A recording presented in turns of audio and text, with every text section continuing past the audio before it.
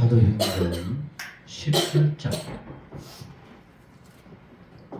사도행전 17장 11절 12절의 말씀을 우리 짧은 두 절이니까 같이 한 음성으로 읽도록 하겠습니다. 베레아에 있는 사람들은 데살로니가에 있는 사람들보다 더 너그러워서 간절한 마음으로 말씀을 받고 이것이 그러한가 하여 날마다 성경을 상고함으로 그 중에 믿는 사람이 많고 또 헬라의 기부인과 남자가 적지 아니하니라. 아멘. 아멘. 12절 말씀까지 함께 읽겠습니다. 75년 전에 이 땅은 사람이 살 수 없는 곳이었습니다. 굶어 죽기도 하고 폭격에 맞아 죽기도 하고 이렇게 어떻게 살아갈 수 있을까 탄식과 절망밖에 없었던 이 땅이었습니다. 그러나 하나님의 특별한 은혜로 세계가 이 좁은 한국을 향하여 눈을 돌리고 돕게 만들었습니다. 하나님께서 마침내 승리케 하셨습니다. 그래서 오늘의 대한민국 이렇게 있게 되어진 것 하나님의 특별한 은혜요 축복인 줄로 믿습니다.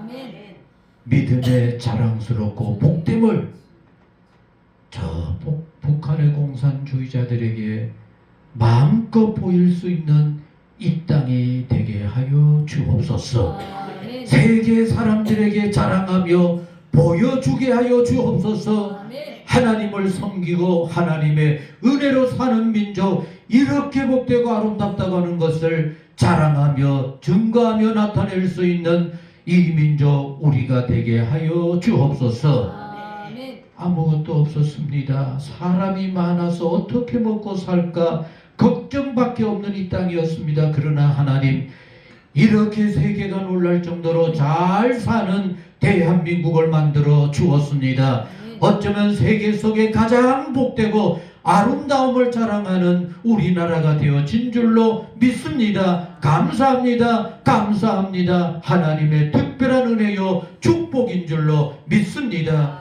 그리고 수고하며 땀을 흘리며 헌신한 우리의 어른들이 오늘의 이 땅을 만든 줄로 믿습니다. 주여 감사합니다. 우리의 손조들을 복되게 하시고 믿음으로 이룬 그 모든 것들 길이길이 잘 증거하고 나타내게 하여 주옵소서. 아버지 하나님, 다시는 이 땅에 혼란이 일어나지 않게 하여 주옵소서. 갈등하지도 않게 하여 주옵소서. 서로 사랑하며 이름 그대로 한민족을 자랑하며 마지막 때 복음의 도구, 하나님의 영광의 도구 우리가 되게 하여 주옵소서.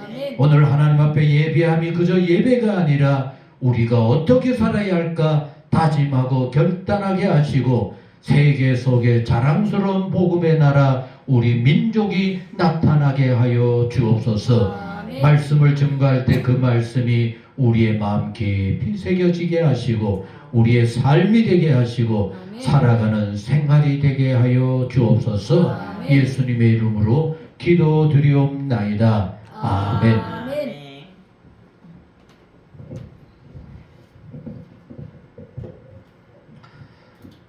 이제 김성일 목사님 나오셔서 말씀을 전하도록 하셨습니다.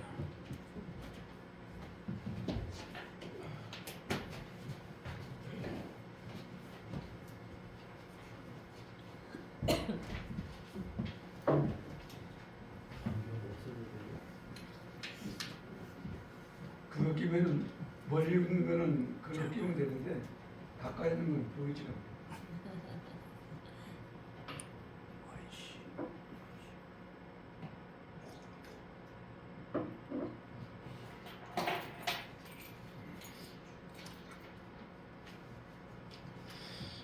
오늘 이제 차 타고 이제 오면서 신호등이 걸렸어요.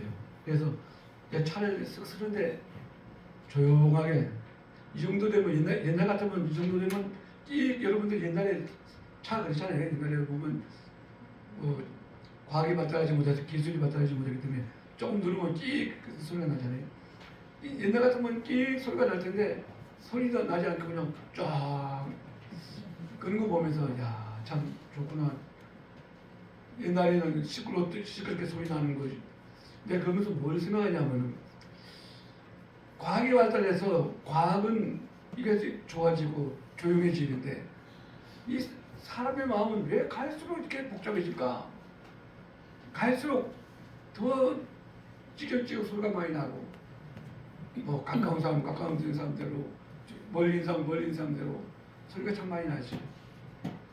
근데 이게 물건은 기술에 의해서 이제 그렇게 되는 것이고 사람의 마음은 자 우리 한번 따라해 봅시다. 사람의 마음이 깨끗하고 조용해지면 소리가 나지 않습니다. 무슨 말인지 알겠죠? 기계는 기술이 발달하고 이렇게 과학이 발달하면 소리가 안 나는 거예요. 과거에는 복잡했어서 오늘날에 지금 우리나라뿐만 아니라 세계가 지금 복잡합니다. 지금 세계가 뭐 어디나에 따라서 194개의 국가라는 나라도 있고 많게는 240개까지 지금 한 250개까지 지금 이야기하는 게 있어요. 왜냐하면 국가를 어디까지를 국가라고 하느냐에 따라서 이렇게 많이 달라지는 겁니다. 이렇게 많은 나라가 있는데 어느 나라는 지금 뭐 하게 조용한 나라도 있겠죠. 뭐 조그만 나라들은 조용한 나라도 있겠지만은 거의 대부분이 다 시끄럽고 또 조그만 나라는 세계 분위기에 의해서 또 그 나라도 시끄러운 겁니다. 우리 오늘 이 말씀 속에서 저는 뭘 발견했냐면은 생각을 잘해야 됩니다. 자, 한번 따라해봅시다. 생각을 잘해야 합니다. 생각을 잘해야 합니다. 오늘 본문의 제목은 베레아 사람들의 열심이라고 했지만은 오늘 다른 면에서 좀 이야기를 한다고 해요. 사도 바울은 복음을 전하는 곳마다 참 어려움이 많았습니다. 여러분들 우리가 하나님을 잘 믿고 열심히 기도하고 이렇게 열심히 하면은 우리 일이 잘 풀어질 것 같은데 여러분들 우리 현실이 정말 하나님만 의지하고 나가고 하면은 모든 문제가 잘 해결됩니까? 우리가 조용합니까? 어려움이 없습니까? 우리가 하나님 말씀대로 살라고 노력하면 그만큼 또 뭐가 나요? 더 힘들고 어려움이 많다는 거예요. 왜 그러냐? 우리가 하나님 쪽에서 살아가려고 하면은 마귀가 그냥 두지 않거든요. 이 마귀는 시험이 많아요. 시험이 많기 때문에 계속 우리를 괴롭히고 힘들게 하는 겁니다. 그래서 하나님 만드신 에덴 동산에 아담과 하와를 줬을 때 제일 먼저 찾아온 게 누구예요? 뱀이죠. 근데 이 뱀이 우리가 보는 그런 뱀이 아니고 이 뱀이 이게 뭘 얘기하고 있냐면 마귀예요. 마귀가 이 뱀을 통해서 하던 일인데 이걸 어떻게 해석하느냐에 따라서 이게 다 달라요. 하여튼 다른데 하여튼 이 마귀가 뱀을 통해서 성경에 있는 것처럼 하와에게 와가지고 하와로 하여금 죄를 짓게 하는 것 같은 오늘날의 우리도 마찬가지인 겁니다. 하나님 말씀대로 열심히 기도하고 말씀 읽고 살다 그러면은 더 많은 유혹들이 우리에게 온다는 이야기죠. 사도 바울도 열심히 복음을 전하려고 했지만은 가는 곳마다 방해꾼들이 있고 참 힘들고 어렵게 하는 같은 일들이 많이 있다는 겁니다. 특별히 유대인들 하나님 예수님께서 태어나신 그곳 예수님이 말씀하신 그곳 그 사람들이 다른 사람보다도 바울을 더 힘들게 했다는 겁니다. 그래서 그 사람들의 방해가 있으면 또 도망가고 또 가서 복음을 전하다가 방해가 있으면 또 도망가고 이렇게 쫓기고 오는 가운데 있다가 오늘 말씀 가운데 보면 데살로니가에 가서 복음을 전하는 가운데 있었는데 그 사람들은 그래도 복음을 그래서 잘 거기 있는 사람들은 잘 받아들였는데 또 유대인들이 와가지고 또 방해하는 거예요. 유대인들이 와가지고 또 방해하고 또 쫓겨나가고. 여러분들 지금도요 이스라엘 나라에 가면은 이스라엘에 있는 사람들 가운데 그리스도인이 있습니다. 그리스도인에서 그 사람들이 이제 예배드리는데 누가 와서 방해를 하느냐? 이스라엘 사람들 가운데 이게 중절 모자 같은 거 있었어요. 까만 위에서부터 시작해서 밑에까지 다 까만 거예요. 중절 모자 쓰고 까만 옷 입고 바지도 까만색 입고 그래서 그 유대인들은 그 사람들을 가리켜서 까마귀라 얘기한다는 겁니다. 그 사람들이 와가지고 또 계속 교회 가려고 그러면은 그래서 교회가 어딘지 모르게 한다는 거예요. 자기들만 이렇게 따가야 돼. 왜? 알면은 또 와서 방해하고 유창 깨고 여러분들 심지어는 기독교인 집에다가 택배를 갖다 놨는데 그리고 땡땡 눌러가지고 그러니까 나와서 보니까 택배가 왔어요. 택배가 와가지고 열어봤는데 그게 펑 터져가지고 어떤 거기 그 열었던 그 집에 아이가 다쳐가지고 막 중상을 입고 말이에요. 근데 그런 것들이 참 많다는 거예요. 유창을 막 다 깨고 말이에요. 근데 지금도 이스라엘에는 그런 사람들이 있는데 그 오늘 본문 가운데도 보면 이런 사람들이 나타나서 사도 바울이 가는 곳마다 근데 이제 베레아는 곳에 갔습니다. 야 이곳에서는 좀 복음을 잘 전할 수 있었으면 좋을 텐데 그런데 베레아에 있는 사람들은 신사적이어서 말씀을 받고 그것이 그런가 하여 말씀을 상고했다 나오죠. 그리고 귀부인과 많은 남자들이 예수님을 믿었다 하고 이야기 나옵니다. 그러니까 거기 있는 사람들은 신사적이고 노그럽고 그래서 예수를 믿는 사람도 많았는데 거기에도 데살로니가에 있는 유대인들이 이 사람들이 베레아에 가서 또 복음을 전하고 있구나 또 쫓아와가지고 또 방해를 하고 있다는 이야기입니다. 자 여기서 우리가 한 가지 볼 것은 뭐냐면 유대인들은 방해를 한다 할지라도 베레아 사람들은 신사적으로 노력게 하나님 말씀을 봤다는 얘기죠. 여러분들 오늘 우리 여기서 몇 가지 이제 생각해 보겠습니다. 첫째로 우리의 삶 속에는 생각지 않는 때에 하나님의 역사가 일어납니다. 자, 따라해 봅시다. 생각지 않는 때에 하나님의 역사가 일어납니다. 아멘. 우리의 살아가는 길이 아무리 힘들고 어렵다 할지라도 이게 너무나 많은 어려움이 있다 보니까 여기서는 어떨까 했는데 하나님께서 베레아에서 또 데살로니가에서 하나님께서 이것이 인도하신 것처럼 우리의 가는 길에도 그 같은 것이 있다는 이야기죠. 열왕기하 구약성경 열왕기하 6장 17절부터 쭉 보면요 엘리사가 도단이라는 성에 있었습니다.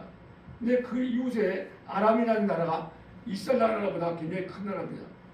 아람이라는 나라가 있었는데 이 사람들이 엘리사를 잡아가기 위해서 그 성을 쭉 포위를 했습니다. 포위를 했어요. 그런데 그 게하시라고 하는 그 종이 이제 우리가 죽게 되는 데 있구나.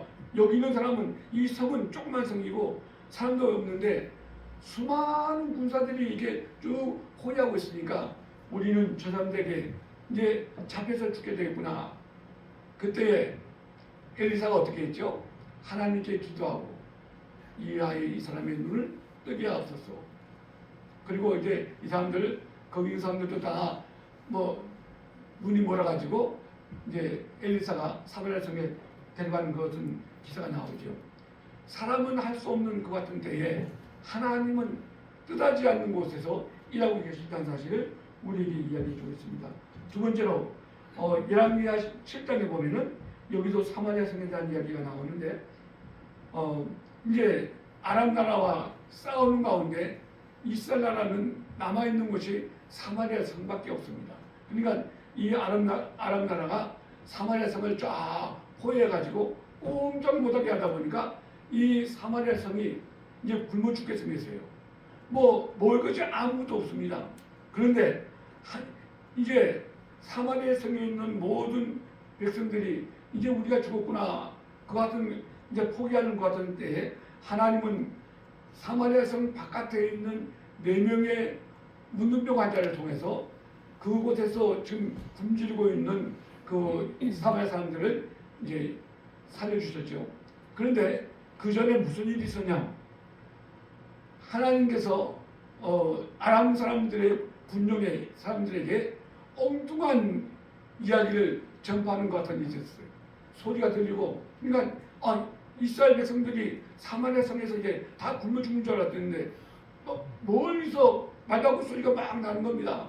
그러니까 이 사람들이 그거에 가서 또 이제 요청을 했겠구나 해가지고 이 사람들이 아람 나라 사람 군대들이 모든 것을 그대로 다 두고 도망을 가버렸어요.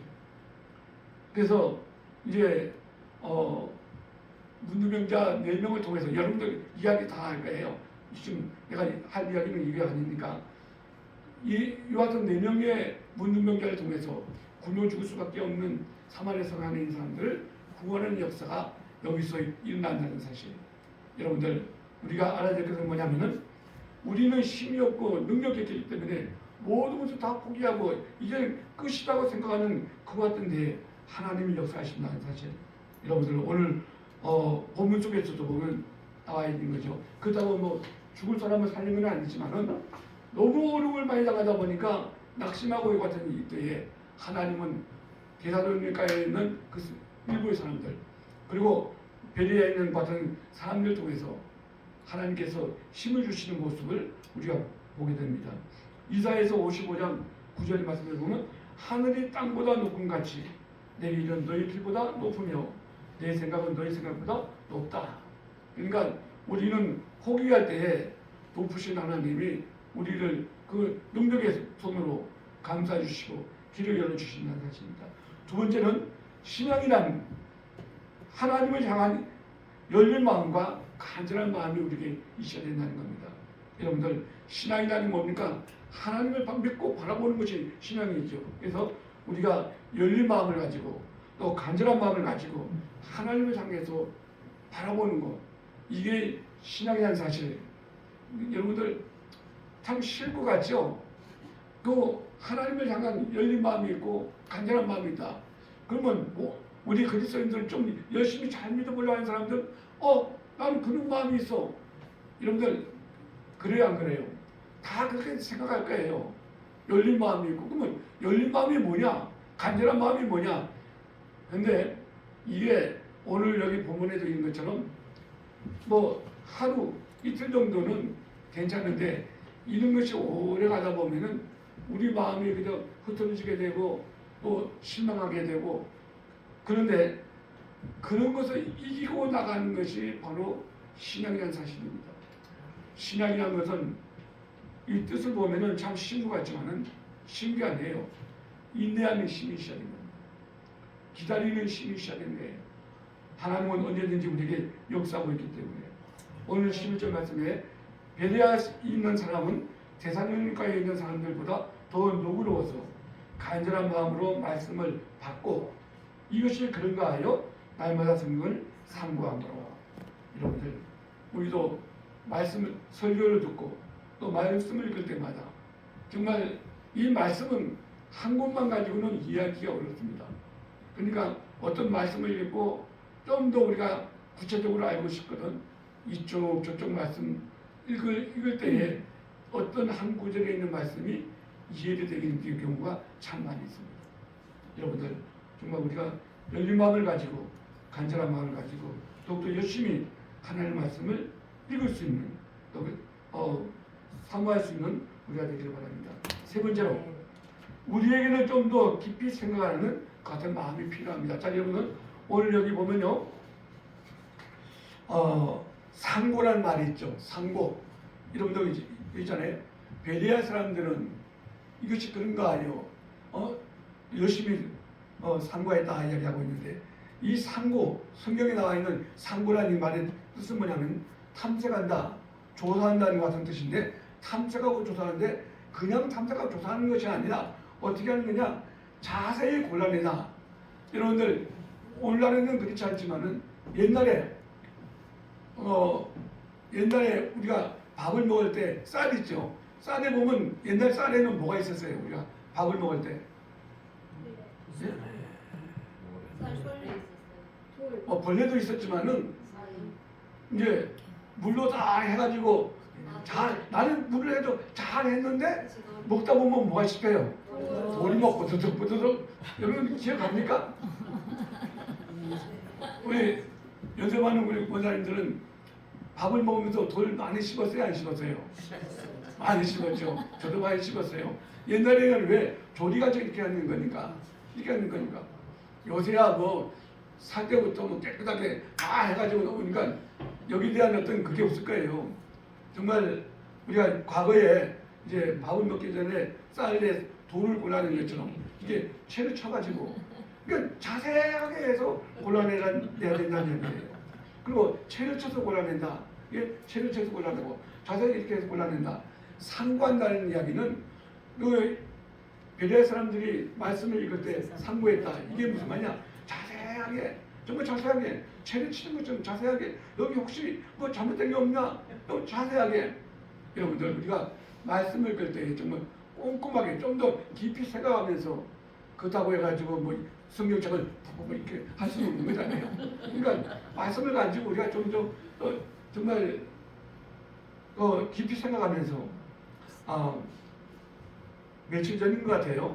TV에 보면 여러분들 무엇이든 물어보삼 여러분들 알죠? 네. 많이 봤어요? 안 봤어요? 봤어요. 봤죠?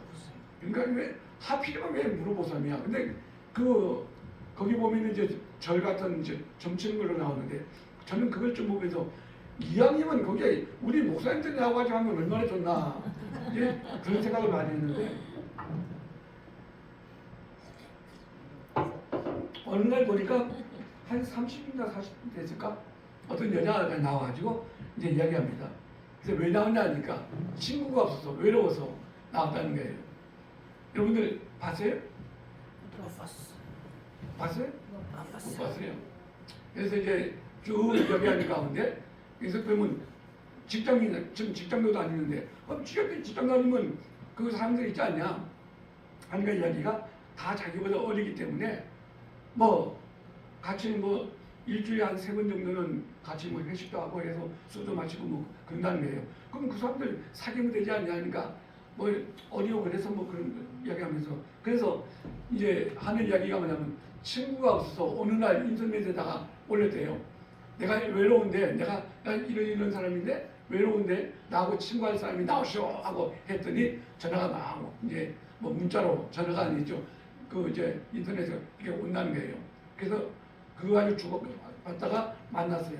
몇 사람이 이렇게 만나서 낮에 이야기하고 꼭 밤에는 하룻밤 자고 이제 헤어지는데 그냥 몇 사람 만나가지고 꼭 낮에는 이야기하고 밤에는 밤 자고.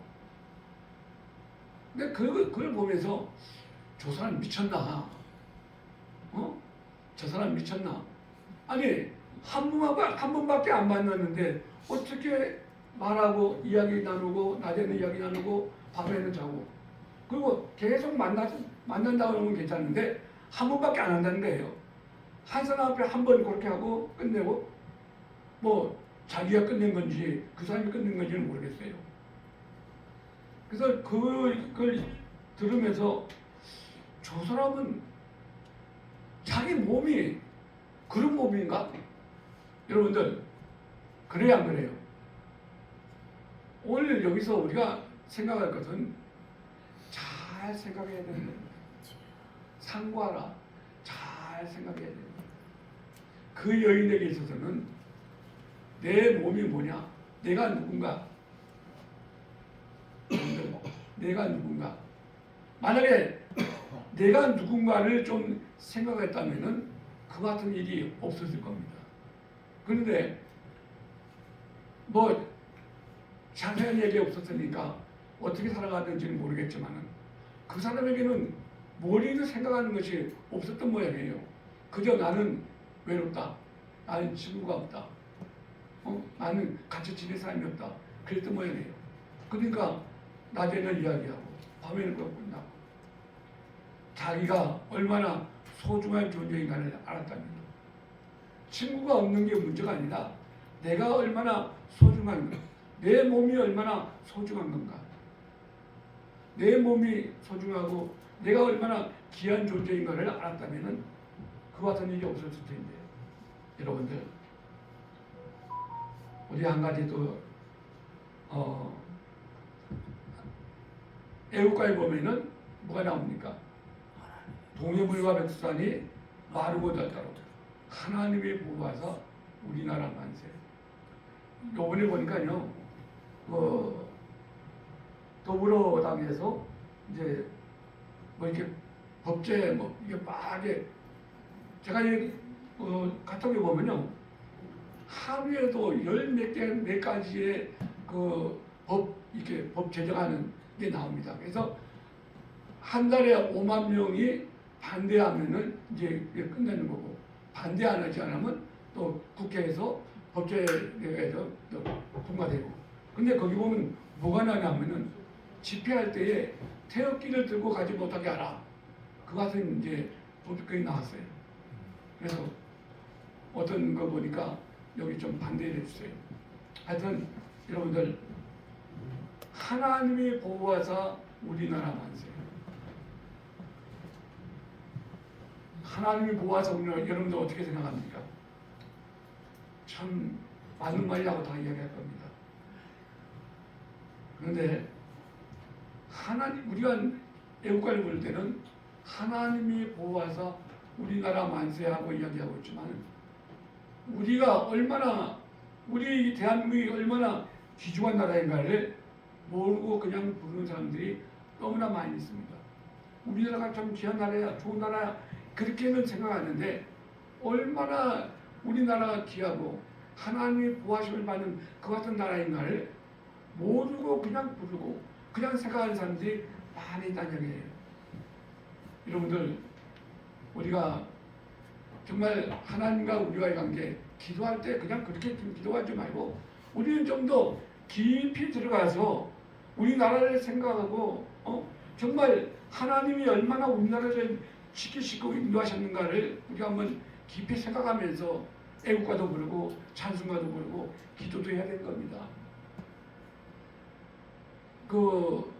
많은 사람들이 기도할 때 보면요, 기도 패턴이 쫙 돼 있습니다. 쫙 돼 있어요. 그래서 기도를 다 끝나고 나면 몇 분 정도 딱 돼요. 뭐 조금 차이가 있겠지만은 거의 패턴이 되어 있기 때문에 그 기도 딱 끝나면 시간이 비슷하게 끝나는 거예요. 그냥 애워가지고 하는 것처럼. 그러나 우리의 삶은 똑같은 삶이 아니죠. 근데 그렇게 기도한다는 사실입니다. 우리는 좀 더 기도할 때도 그렇고 뭔가 좀 더 깊이 들어가서 생각하면서 오늘 상고한다는 것처럼 우리가 깊이 좀 자세하게 생각하면서 기도할 수 있는 우리가 꼭 되어야 됩니다. 제가 우리나라 역사를 좀 이렇게 좀 공부도 하고 좀 살펴보기도 합니다. 단군 이래, 이 단군이라는 것은 우리 기독교 입장에서는 좀 단군이라는 사람이 없죠. 근데 하나의 제도입니다. 단군 제도인데 오늘날까지 우리나라가 몇 년쯤 됐다고 생각합니까? 4,358년이가 됐습니다. 4,358년 우리나라가 4,358년 맞아요. 우리나라 역사가, 근데 어떤 사람들은 뭐 신석기, 뭐 구석기까지 이야기하는 사람도 기도보다 더 길게 이야기하는 사람도 있겠는데, 하여튼 우리가 보통 이야기할 때에 4,358년 역사였는데 그 역사 동안에 우리나라에는 크고 작은 나라들이 많이 생겼다가 없어지고 쭉 있었습니다. 여러분들, 우리나라 4,358년 가운데 어느 정도의 나라가 있다가 없어진 것 같아요. 이제 역사를 이렇게 쭉 보니까요, 한 20개 정도 나라가 우리 안에, 뭐 이제 더 자세히 들어가면 더 있을 수가 있겠지만 이제 좀 어느 정도 이렇게 된 나라들 이렇게 보면요, 그런 나라들이 있다가 없어지고 있죠. 고구려, 백제, 신라, 또 고려, 조선, 발해, 단군 조선, 예? 회복, 강원도는 가야. 강원도는 여러분들 우리나라 저기 아래쪽에 남쪽에 있던 가야 있죠? 가야는 기독교 국가에 있답니다. 기독교 국가. 근데 그래서 그 안에 문화 속에 보면은 십자가도 나오고 성경에 있는 것도 좀 많이 나왔다는 것 같은 이야기들인데요. 발해 같은 나라들이고. 근데 그 나라들이 있다가 다 이제 없어지고 지금은 뭐가 됐습니까? 대한민국과 이북에는 하나님의 적인 북한이 있죠. 근데 또 하나님의 적이라고 말하기도 힘들지. 공산주의자들은 하나님의 적이지만 거기 있던 더 많은 사람들은 하나님 사랑하신 것 같은 사람들이죠. 여러분들 그 같은 나라들, 그러니까 그 많은 수많은 나라들이 세워지고 없어지고 세워지고 없어지고 하는 가운데 이제 결국은 우리가 대한민국하고 이북에 있는 북쪽에 있는 이북만 남았다는 이야기죠. 여러분들 그런데 제가 공부하면서 또 뭘 느끼냐면 하나님은 우리나라를 이같이 만드시기 위해서 때때로 시기마다 적정한 사람들을 세워가지고 어려움 가운데 있을 때에 그 어려움을 이기게 하는 그 같은 역사들이 많이 있었다는 거예요. 4358년 가운데 우리나라가 나라 자체가 없어져 버린 때도 있었지만 진짜 아예 없어지는 그 같은 때도 많이 있었습니다. 여러 번 있었어요. 포로로 잡혀가고 지금 우리나라 사람들이 한반도에 사는 사람들이 세계에 많이 지금 퍼져나갔거든요. 그때는 그게 뭐죠? 우리나라가 힘들고 어려울 때에 포로로 잡혀가지고 갔다가 노예로 팔려가고 지금 라오스에 있는 라오스라고 하는 나라의 어느 산골짜기 위에 그 민족이 살고 있는데 그 민족은 우리 대한민국하고 DNA가 98% 정도 같다고 이야기합니다. 우리하고 유전자가 같다는 거예요.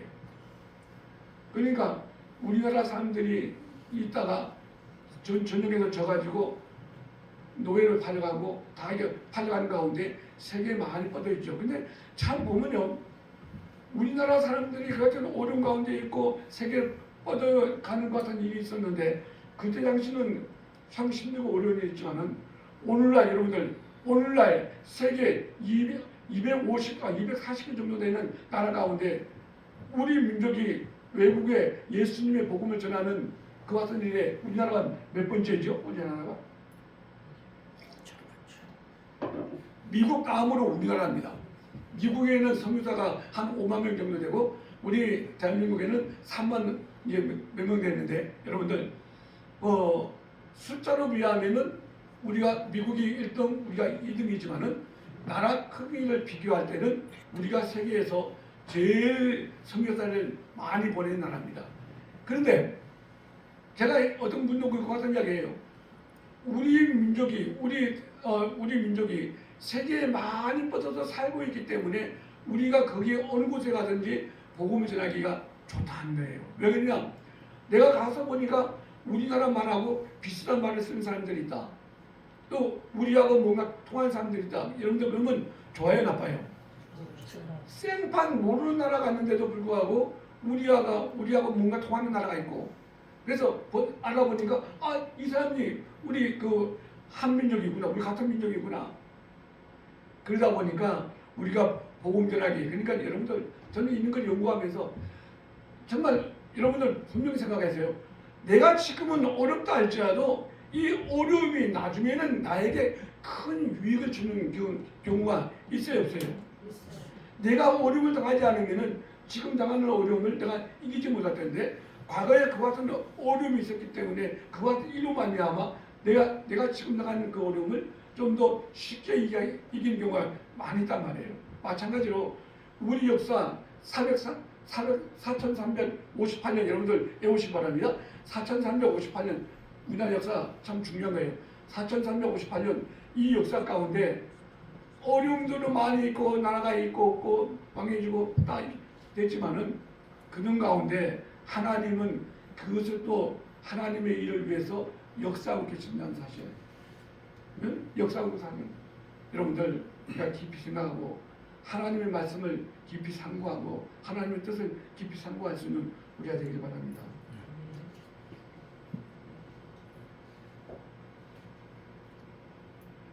그리고 또 한 가지 제가 뭘 느끼냐면은 하나님은 우리 대한민국을 세우기 위해서 우리나라가 지금은 선교사를 많이 보냈지만은 외국에 있는 정말 내노라는 그 선교사들을 우리나라에 많이 파견해 주셨다는 얘기예요. 구한말부터 우리나라가 일제 망하기까지 또 그 전에 지금 양화전에 가면 이제 그 선교사들의 그 묘지가 있거든요. 그 묘지 가운데 보면은 그 묘지에 양화전 묘지에 지금 안정된 사람 수가 417명이 나갑니다. 최초로 이제 묻힌 사람이 안광대라는 이제 존 헤럴이라는 사람인데 국적은 417명의 국적이 15개 나라에 417명이 거기에 묻혔는데 거기에 묻히지 않고 다른 지역에 묻힌 사람도 참 많이 있습니다. 수많은 사람들이 우리나라에 와서 복음을 전하기 위해서 생명을 바치고 그 사람들의 이야기를 쭉 보면요. 우리 그거 아니라도 이승만 박사가 청년 시절 그 한양에 가니까 한양에는 수많은 사람들이 굶어 죽고 병들어 죽고 여러분 우리나라는 지금 세계적으로 10번째 가는 것 같은 나라로 잘 살아가고 있지만은 복음이 이 땅에 들어오기 전에는요 그 한양 서울이죠. 그 한양에 매일같이 굶어 죽는 사람들 또 매일같이 질병으로 고통당하는 사람들 시체가 길거리에 이렇게 너부러져 있다는 거예요. 치우지도 않고. 그래서 외국 사람들이 우리나라에 와도 그 서양 사람들을 잠을 잘 만한 자리가 집이 없었다는 얘기죠. 그만큼 못 사는 나라. 화장실도 제대로 없어가지고 여러분들 그 화장실 옛날에 화장실 뭐가 있어요? 나는 그런 곳에 안 살아봤지만은 그거 보니까 그래요. 해가지고 그 옆에다가 새끼줄을 이렇게 나는 그거 어떻게 끊어내서 그렇게 하나? 그 새끼줄을 이렇게 갖다 놓으면은 한 사람 누구 여기다가 찍찍찍찍 하고 왜냐면 종이도 없었어요. 여러분들 우리도 어렸을 때 여러분들 화장지가 있었어요 없었어요? 화장지가 언제부터 나왔어요? 옛날에 우리 어렸을 때는 그 달력이잖아요. 달력이 많은 거 365 읽고 딱 돼가지고 아침 되면 찍 찢어가지고 어디 가요? 화장실 갔죠. 근데 그 찍 찢을 때 그 중간에는 뭐가 있어요? 그 날짜가 붙어 있으면서 새까맣죠. 그래서 그 가지고 엉덩이를 닦으면 엉덩이 어떻게 되겠어요? 그리고 좀 더 잘 사는 사람, 네? 자 보세요. 좀 잘 사는 사람은 매일같이 뭐가 옵니까? 신문이 오죠. 신문이 어때요? 아니 시꺼먼 게 아니라 그거 가지고 닦을 수가 있어요 없어요? 부드럽지 못해요. 이걸 막 비벼가지고 부드럽게 해야 되니까 막 비벼가지고 어떤 데는 빵꾸나고 그 가지 닦고 제가 어렸을 때만 해도 그랬어요.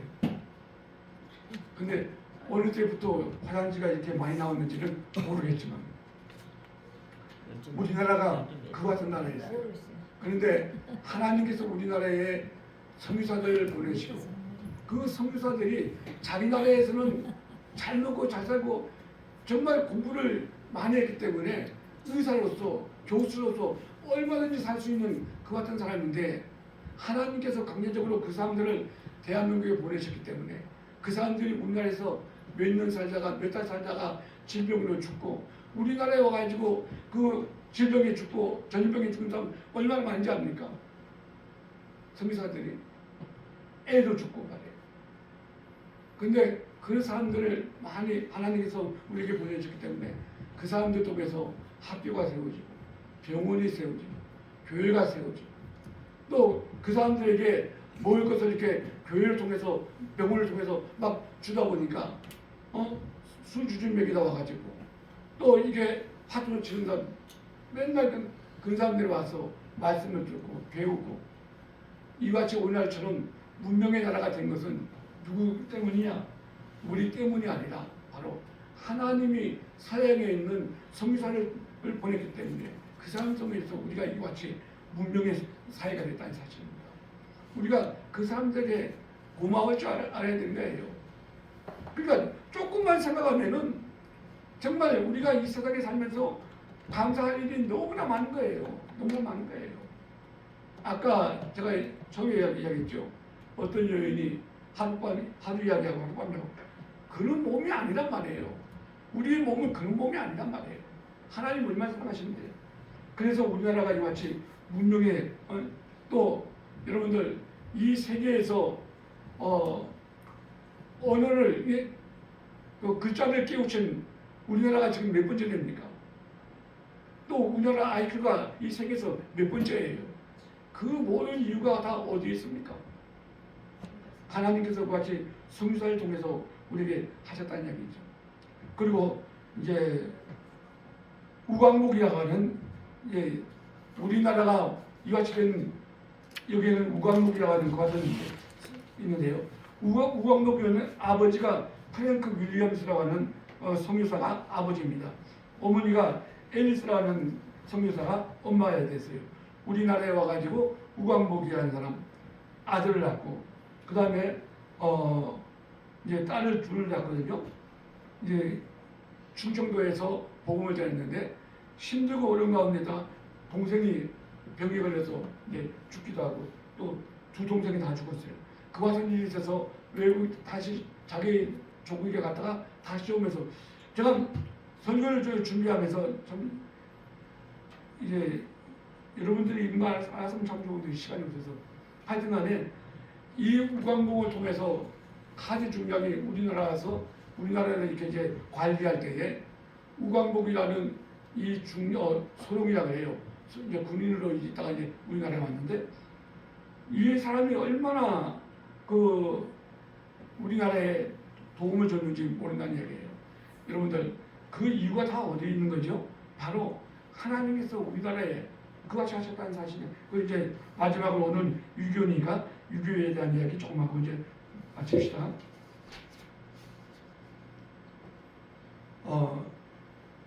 6.25 때에 우리나라를 도와준 나라가 몇 나라 됩니까? 밀렸어. 군인을 군대를 보내준 나라가 16나라고 또 의로 또 다른 일로 보내준 나라가 5개 나라고 기타 이제 이것저것 해가지고 보내준 나라가 다 합해가지고 67개 나라가 이렇게 있다는 거예요. 그 당시에 이게 다 유엔의 이름으로 나온 거죠. 6.25 당시 때에 세계에 유엔에 가입된 나라가 몇 나라인 것 같아요? 48개 나라. 유엔에 가입된 나라가 48개인데 우리나라를 도와준 나라가 몇 나라냐? 67개. 그러니까 유엔에 가입된 나라보다도 더 많은 나라가 6.25 때 우리나라에 와서 우리를 도와줬다는 이야기입니다. 얼마나 놀라운 겁니까? 우리나라가 어디 있는 나라인지도 모르죠. 근데 그때에 대통령의 아들, 대통령의 아들, 장군의 아들 몇 명인지 압니까? 대통령의 아들, 장군의 아들이 6.25 때 우리나라 와서 싸운 사람이 몇 명이냐? 142명인가 그렇게 됐는데 죽은 사람이 그 대통령 아들이고 또 장군의 아들이 우리나라에 와서 싸우다가 죽은 사람이 37명이랍니다. 37명. 그 사람들이 왜 우리나라에 와서 싸우고 죽었겠습니까?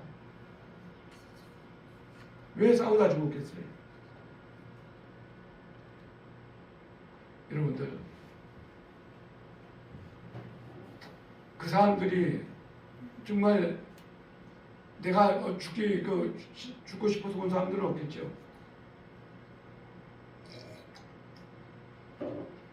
그 사람들에게는 신앙이 있는 겁니다. 여러분들 신앙이 왜 중요하냐? 바로 이런 게 중요한 거예요. 내가 희생할 수 있는 마음. 희생할 수 있는 마음, 어려운 나라를 위해서 도와줄 수 있는 마음. 여러분들, 그 사람들이 우리나라에 올 때 대한민국이라는 나라가 이 세계에 존재하는지 안 하는지도 모르는 것 같은 때입니다. 대한민국이 나라는 나도 모를 뿐 아니라 대한민국이 어디에 붙어있는지도 모르는 그 같은 나라인데 공산군에 의해서 이와 저 일이 당한다고 하니까 자기가 나서가지고 말이에요. 장군의 아들들이 또 수많은 사람들이 그 6.25 3년 1개월 동안 우리나라에 가서 싸웠던 군인들이 거의 200만 명 된답니다. 거의 200만 명. 근데 200만 명이 항상 있는 건 아니고 와서 얼마 싸우고 또 돌아가고 또 와고 또 가고 또 가고 이렇게 하는 가운데 3년 1개월 동안에 200만 명이 가까이 되는 사람들이 미국의 군인들이 와서 싸우다 이제 죽었다는 이야기죠. 그리고 부상당한 사람들, 그리고 이제 납치된 것 같은 사람들 참 많이 있었다는 이야기입니다. 여러분들, 이런 것들이 다 뭐냐?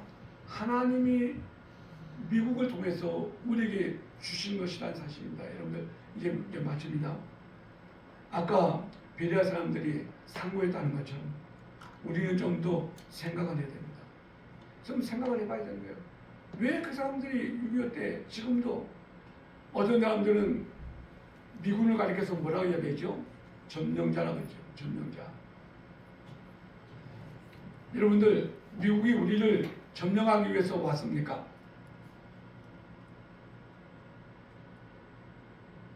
아니잖아요. 우리가 어려운 가운데 있을 때 우리를 도와주기 위해서. 만약에 미국의 그 같은 도움이 없었다면 우리나라는 존재하지 않을지도 모릅니다. 또 이북의 공산당에 넘어갈 수도 있고, 우리는 이 같은 사실을 깊이 좀 상고를 해봐야 됩니다. 그 TV에 나오는 그 같은 이야기만 듣지 말고, 예? TV에 나오는 그 같은 이야기만 듣지 말고, 우리가 지금 왜 우리가 이같이 되었느냐? 미국이 우리나라에 주둔하지 않으면은 외국에서 우리나라의 기업들이 오지를 않습니다. 그래요, 안 그래요? 제 말이 틀려요? 맞아요. 응?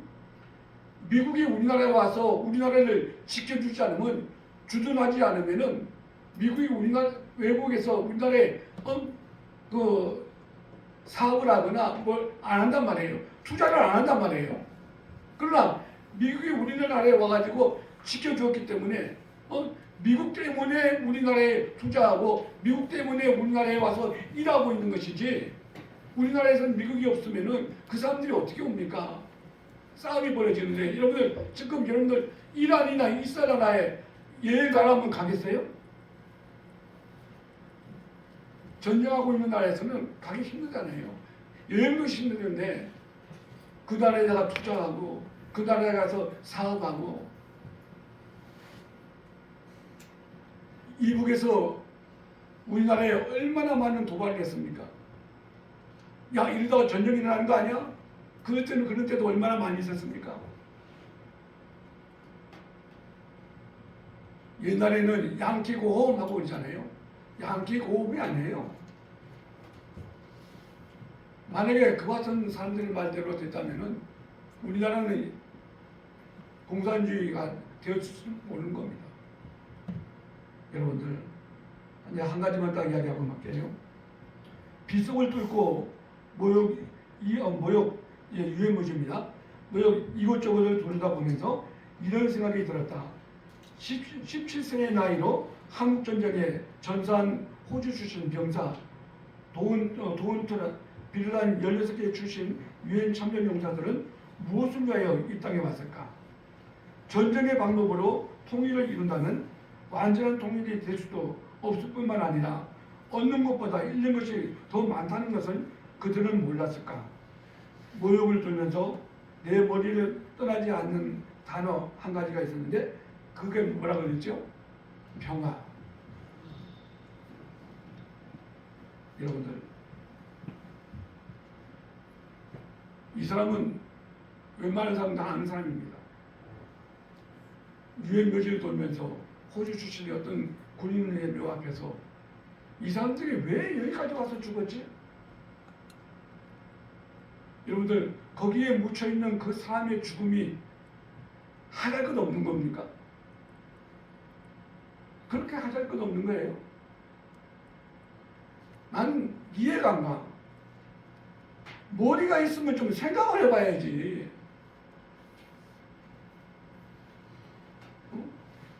머리가 있으면 생각을 해봐야지. 우리 대한민국에 지금 미국이 주둔하지 아니하고 6.25 때 유엔군이 오지 않았으면 우리가 어떻게 될 것 같았어요? 베트남 미국이 철수하고 나서 어떻게 됐어요? 수많은 사람이 죽었잖아요. 그때 이야기 들어보니까 20살 이상 되는 사람은 다 죽었대. 그것이 20살 이하 되는 아이들 보고 너희 부모, 너희 집 식구 다 죽여 했다는 거예요. 캄보디아도 얼마나 많은 사람이 죽은지 압니까? 아프가니스탄도 미국이 철수하고 나서 어떻게 됐어요?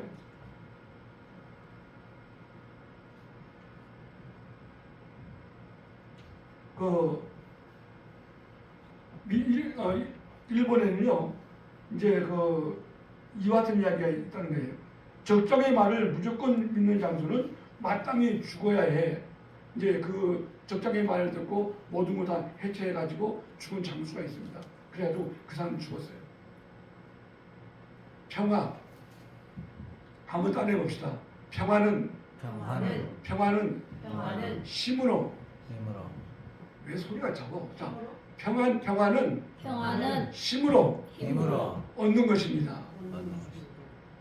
아니, 지금 제가 하는 말 믿을 수가 없어요? 내가 힘이 세지 않으면 평화는 있을 수가 없습니다. 여러분들 제 말이 믿어지지 않으면 집에 가서 한번 곰곰이 한번 생각해 보세요. 곰곰이 한번 생각해 보세요. 평화는 힘으로 전쟁을 준비해야 됩니다. 전쟁을 준비하는 나라만이 전쟁하지 않는 거예요. 전쟁을 준비하지 않는 나라는 어떻게 되냐? 옆에서 큰 강자가 먹을 수밖에 없다는 얘기예요. 지금 러시아나 중공이나 나는 중국을 중공이라고 합니다. 러시아, 이 중공, 이 공산주의 옆에 있는 나라는 항상 불안한 겁니다. 왜? 작은 나라는 언제든지 먹을 수가 있으니까. 여러분들 좀 더 깊이 생각하고 오늘 말씀처럼 상고하는 가운데 우리가 말씀에서도 또 우리나라에서도 든든한 것 같은 일이 있기를 바랍니다. 아멘. 아버지 하나님 감사합니다. 6.25 75주년입니다. 오늘도 우리가 성경 말씀을 생각하고 또 우리나라의 지금 현 위치와 상황을 우리가 생각해 봤습니다. 무엇이 올바른가요? 여러분들 우리의 자신을 또 상황을 다시 한번 깊이 상고할 수 있는 저희가 되게 도와주십시오. 아멘. 이 땅에 절대 전쟁이 일어나지 아니하고 평화로운 나라가 될 수 있도록 하나님께서 지켜주시고 아멘. 우리 한국교회를 인도하여 주시옵소서. 참 좋으신 아버지 하나님, 우리와 우리 민족에게는 특별한 은혜로 하나님의 권능으로 나타내 주셨음을 진심으로 감사드립니다. 말씀 가운데 있는 것처럼 누가 우리만큼 하나님의 은혜를 입었을까? 돌이켜 생각해 보면 볼수록 더욱더 감사가 넘치지 않을 수 없습니다. 이제 우리가 이것을 잘 지켜가게 하여 주옵소서. 아멘. 다시는 아픔이 일어나지 않게 하여 주옵소서. 아멘. 하나님만이 우리를 지키시고 돌보고 이끌실 수 있음을 믿고 믿음으로 나아가게 하여 주옵소서. 아멘. 오늘도 주 앞에 간절한 마음으로 이렇게 예물 바치게 하시니 주여 진실로 감사드립니다. 아멘. 기쁘게 받아 주옵소서. 아멘. 아버지 앞에 바치는 소중한 예물인 줄로 믿습니다. 아멘. 믿음대로 되게 하여 주옵소서. 아멘. 하나님 기쁘게 받으시고 갚아주실 만한 참 잘하는구나, 내가 더 많은 것으로 채워줘야 되겠다 할 수 있는 복 있는 예물 꼭 되게 하여 주옵소서. 아멘. 어려운 중에 아버지를 향하는 감사가 하나님의 기쁨인 줄로 믿습니다. 아멘. 감사가 더해가게 하옵소서. 돌아보는 곳마다 감사가 있게 하여 주옵소서. 하나님이 이렇게까지 돌보셨습니다. 아멘. 영광을 돌릴 수 있도록 우리 모두에게 역사하여 주옵소서. 아멘. 이모저모 예물들 일일이 기억하시고 네. 하늘 곳간에 참 잘하는구나 거두드릴 만한 소중한 향기가 되게 하여 주옵소서. 네. 75년 전 그날의 아픔과 고난을 기억하며 오늘을 살아가는 우리가 어떻게 지켜가야 할까 기도하며 하나님의 은혜를 구하는 이 모든 성도들을 위해 우리 주 예수 그리스도의 은혜와 하나님 아버지 무한하신 사랑과 성령의 교통하시고 늘 함께 하시고 축복하시는 성령님의 충만함의 역사가 언제나 어디에나 가득하기를 축원하옵나이다. 아멘. 아멘. 아멘.